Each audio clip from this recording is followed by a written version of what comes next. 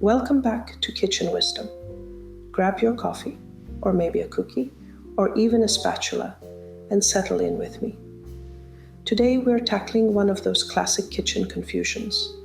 What's really the difference between parchment paper and wax paper, and which one should you actually be using? If you've ever smoked out your kitchen mid-bake, guilty, then you'll want to stick around for this one.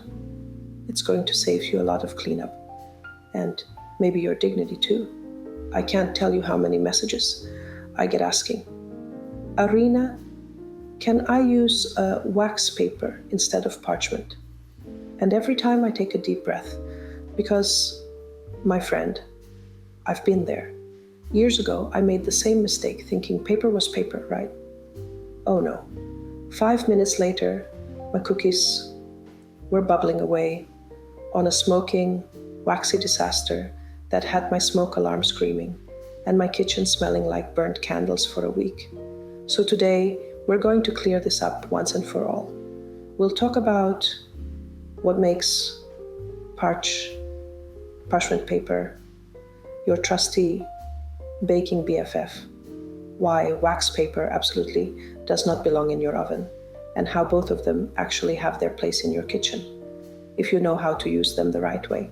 And of course, I'll share a few of my own kitchen stories, because let's be real, learning what not to do is half the fun of baking.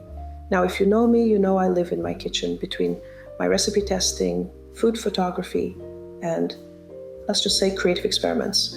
So yes, I've tested both parchment and wax paper every possible way, baking, freezing, food styling, you name it. And I promise by the end of this episode, you'll never have to second guess which one to grab again.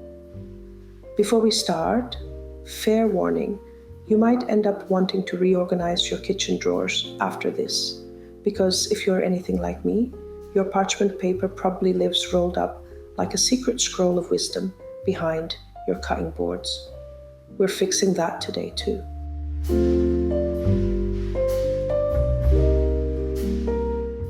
Let's start simple.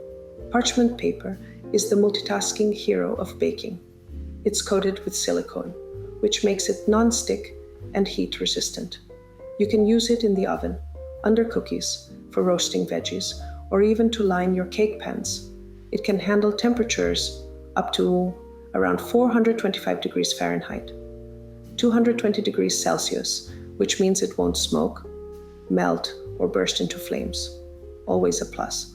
Wax paper, on the other hand, looks the same, but is coated with paraffin wax. It's great for wrapping, storing, or rolling out doughs, but it's not heat-proof. The wax melts and can smoke, or even catch fire if you use it in the oven. Wax paper's natural habitat is the countertop, not the baking sheet.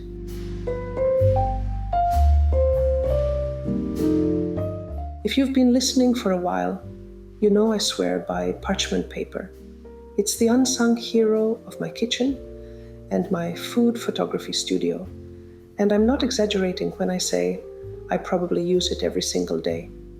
When I'm shooting cookies, pastries, or anything with sticky sugar, parchment saves me from scrubbing pans for days.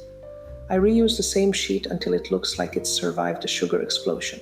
And honestly, it usually has.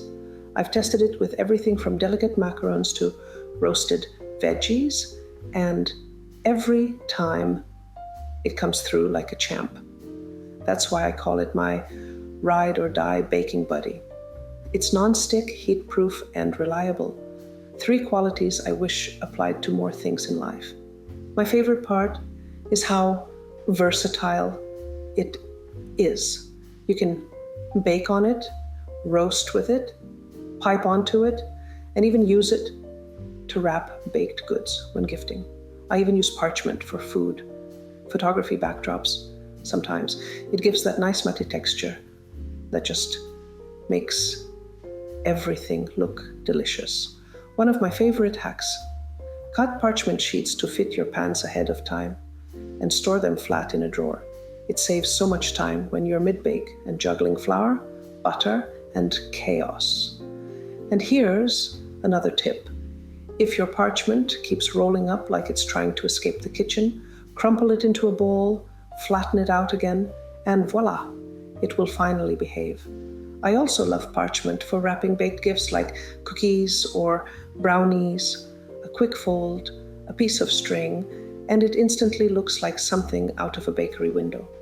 If you want to learn more about how I use parchment paper in everyday baking, check out my blog posts on Arina Photography, including parchment paper versus silicone mat, pre-cut versus rolled parchment paper, and how to line baking pans with parchment paper.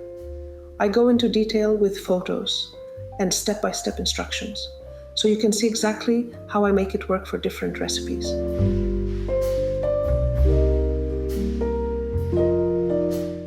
Now don't get me wrong, wax paper has its moments. It's perfect for separating layers of cookies, candies, or burger patties before freezing. It's also great for wrapping sandwiches or rolling out dough that you don't want to stick to the counter. Wax paper is that helpful cousin who's always there for prep day but mysteriously disappears when the heat turns up. I use wax paper a lot in my food photography setups. It keeps frosting, chocolate, or powdered sugar from sticking to surfaces, and is perfect for tracing designs if I'm piping royal icing. You can even use it as a disposable work surface when decorating cookies with your kids. Trust me, cleanup becomes about 90% easier, but here's the golden rule. If it's going in the oven, wax paper is not invited. That wax coating melts, smokes, and can literally catch fire. I learned this the hard way, early in my baking days. The smell? Somewhere between a burning candle and a campfire, and not the cozy kind. I remember standing there with my oven mitts on, door open, fanning smoke like a crazy person, and swearing I'd never mistake wax paper for parchment again. So yes, wax paper absolutely has a purpose, but it's more of a prep and storage friend, not a baking partner. Keep it away from heat and it'll stay your low-maintenance sidekick.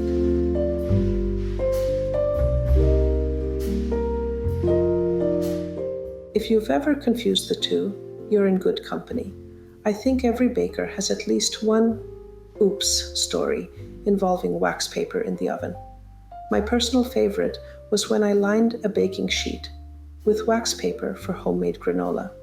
The smell was halfway between campfire and candle shop, and my kitchen smelled like it for 2 days. My husband came home and asked if I'd been experimenting with aromatherapy. Lesson learned. Parchment paper is your oven-safe best friend. Wax paper is strictly a countertop companion.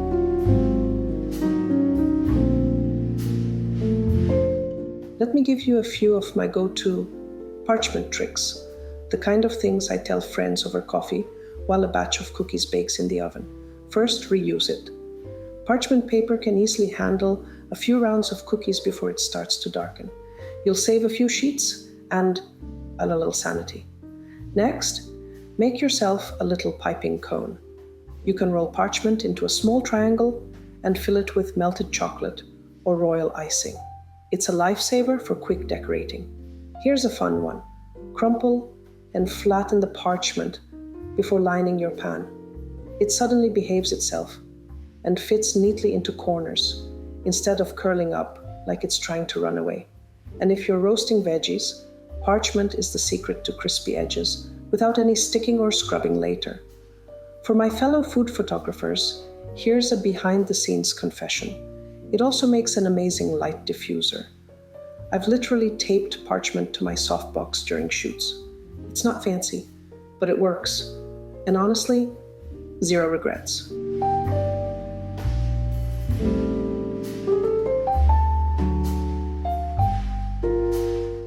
So, the verdict? Parchment paper is the heat-proof, non-stick workhorse every baker needs. Wax paper is its chill cousin that hangs out on the counter but never gets near the oven. If you're baking, roasting, or lining a pan, go parchment. If you're wrapping, storing, or rolling, wax paper's your friend. And if you're still not sure, just remember, If there's heat, keep the wax away. You can find all my favorite brands of parchment paper and kitchen tools linked in the podcast notes below. And if you want to see some behind-the-scenes chaos from my first wax paper disaster, it's a classic, head over to my blog and YouTube channel at Arina Photography.